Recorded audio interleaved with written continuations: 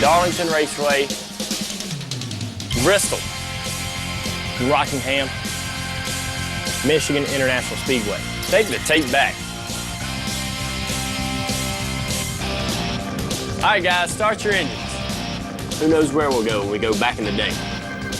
Who doesn't like going back in the day? Welcome back to the 1972 Motor State 400 from Michigan International Speedway. So far, it looks like there's been a lead change every other lap, and all the big names are still in the hunt. Let's get back to the action. In the fourth turn, Isaac and Pearson close on Petty. They both take him on the outside in front of the grandstand.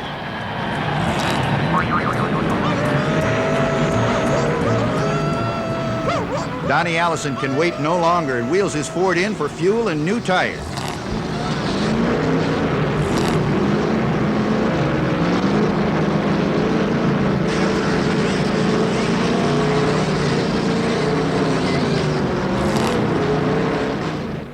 Isaac and Pearson are the front runners now. The white Plymouth number 9 is driven by Pete Hamilton. He's one lap down, but it's clearly evident that he can run with the leaders.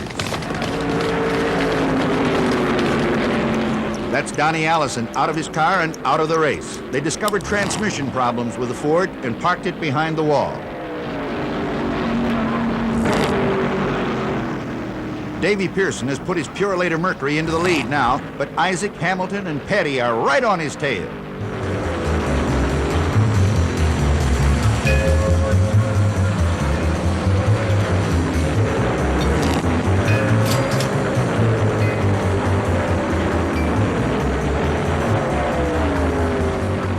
Another one goes behind the wall. This time it's Dick Brown. His Chevy number 91 develops ignition trouble.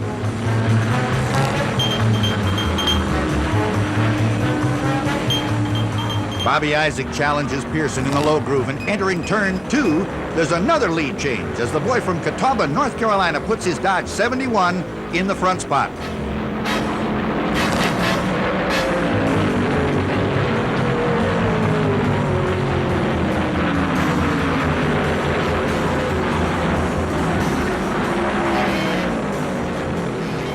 Uh-oh, it looks like Isaac may need tires. He slows up and drops down on the apron. This move puts Dave Pearson back in the lead.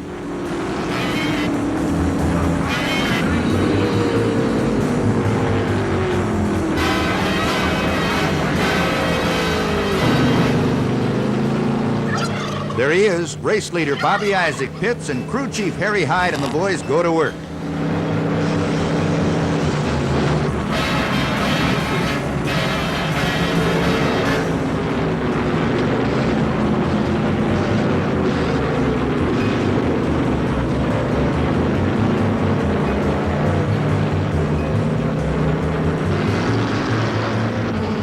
Just as Isaac goes back on the track, Petty pulls in. These tires are getting a little raggedy. Most of the field will be pulling in during the next few laps to swap them.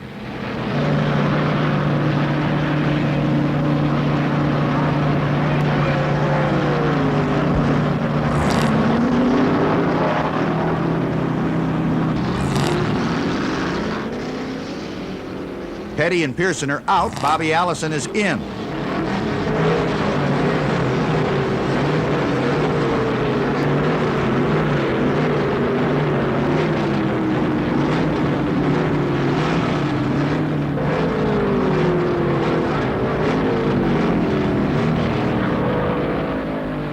After all cars pitted, the leader is David Pearson. Petty is second, Isaac third, Allison fourth. I'm just letting you know I'm ready. On my end, I'm good on my end. Yeah, Silver Fox, Fox. Going down the stretch. Pearson, Petty, Isaac, and Allison. You know this finish is gonna be a good one. Stay tuned. Man, did you see that? Oh man, this is getting good. Stick around, because there's more to come when we go back in the day.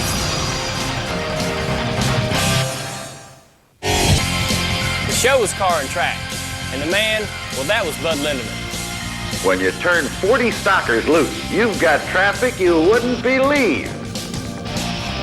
Good suit, Bud. Are y'all ready to go back in the day, people? All right, we're into the home stretch here at the 1972 Motor State 400. Pearson's in the lead, but Isaac don't seem like he's giving up. Oh yeah, and there's still Petty and Allison there behind them. Let's see how this one finishes up.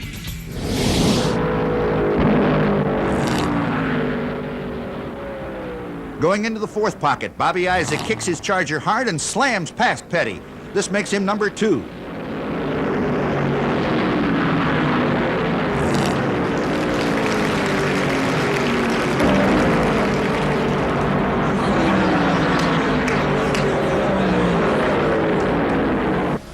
Both cars are trying to close the gap on race leader Pearson, but he has a good quarter of a lap lead and trying for more.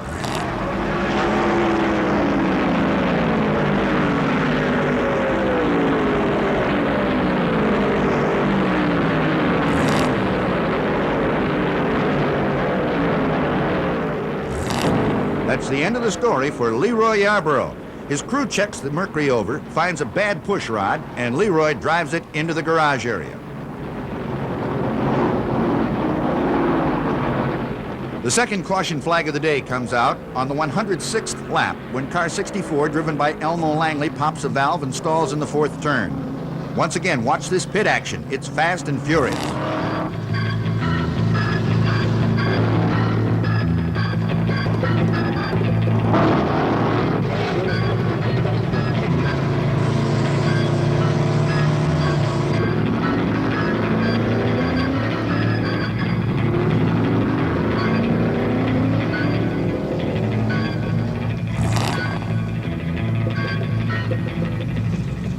Pearson leads him down for the restart, but Allison has a ton of acceleration in that number 12 Chevy and fires past David to take the lead going into the first turn.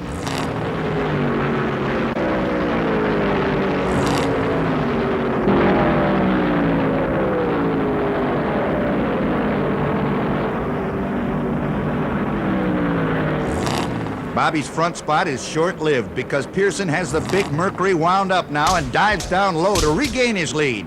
Petty follows Pearson through the hole to grab second.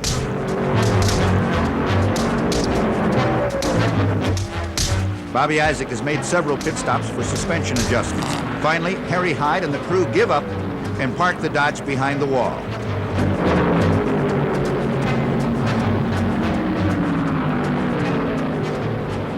Pete Hamilton, the Plymouth number 9, is running in front of Pearson. However, he's one lap down.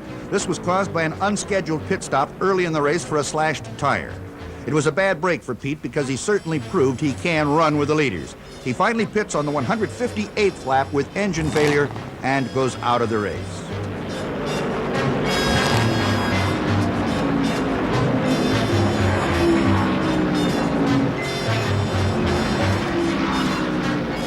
As they close down on the checkered flag, Pearson is number 1, Allison second, Petty third, with Jimmy Hilton fourth.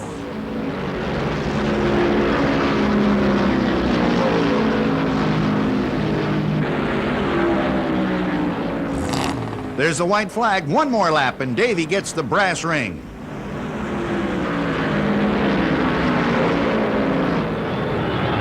Here he is down the front chute for the checkered flag, and David Pearson wins the Motor State 400.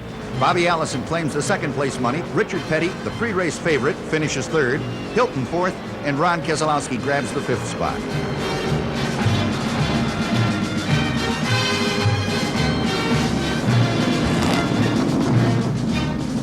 It's an elated Wood Brothers crew that follow their Mercury into victory lane. This represents the 6th major superspeedway win this year for the Big Mercury. 2 with A.J. Foyt aboard and 4 with David Pearson.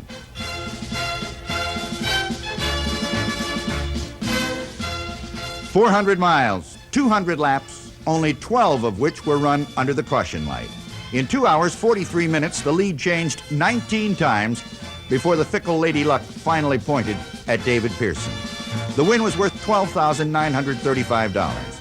David said it was hard work, but you'll have to admit that on an hourly basis, the pay is excellent.